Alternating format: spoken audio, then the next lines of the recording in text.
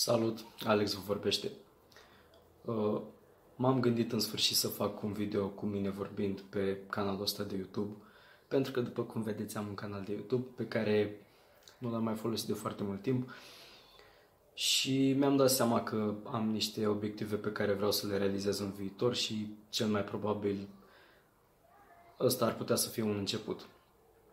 Și ca să clarific, în primul rând, nu o să mă editez videoclipurile, o să le las așa, o să vorbesc așa cum vorbesc eu. La urma urmei nu-mi pasă, adică chiar dacă mai fac anumite pauze, chiar dacă mai fac anumite greșeli și nu vorbesc perfect, ăsta sunt și știu că o să mă pot îmbunătăți în viitor. Afară e un apus foarte mișto. Uitați-vă mai des la apus. Așa. Și da, ce vreau să fac eu cu canalul ăsta? În primul rând, mi-am dat seama că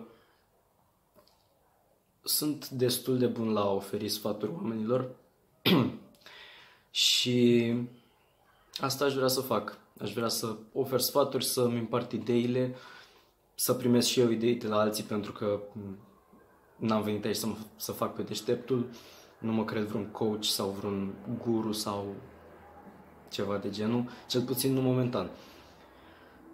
Și da, ăsta ar fi obiectivul. Și ăsta e primul video. Nu credeam că o să fie atât de scurt, dar înainte să închid, aș vrea să vă rog pe cei care vedeți să îmi puneți o întrebare, să îmi dați un subiect pe care să-l abordez, nu știu, ceva. Adică aș vrea să primesc subiecte și să le abordez în câte un video separat. Cel puțin momentan.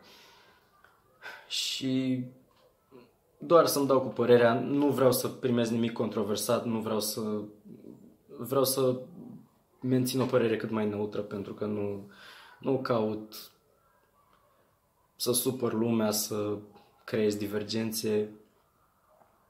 Adică tot ce vreau e oarecum să ajut, pentru că știu că cu toții avem ceva de oferit lumii și m-am gândit că ceea ce am eu de oferit aș putea să ofer în felul ăsta. Sau cel puțin aș putea să încerc. Și asta e ideea. Vă rog, scrieți-mi, nu știu, undeva în comentarii, mesaje. Cel mai probabil o să apelez la prietenii mei, pentru că, sau persoanele apropiate care mă cunosc și care doresc să-mi lase diverse chestii pe care să le discut. Gen, dacă aveți, nu știu, vreo problemă pentru care vreți un sfat, poate că am avut-o și eu, poate că pot să vă ofer un sfat, deci whatever, lăsați-mi ceva acolo, pentru că chiar îmi place așa să vorbesc în fața camerei, chiar dacă mă încurc, chiar dacă mă mai bâlbâi, sunt chestii care o să dispară. Deci cam asta am avut de zis.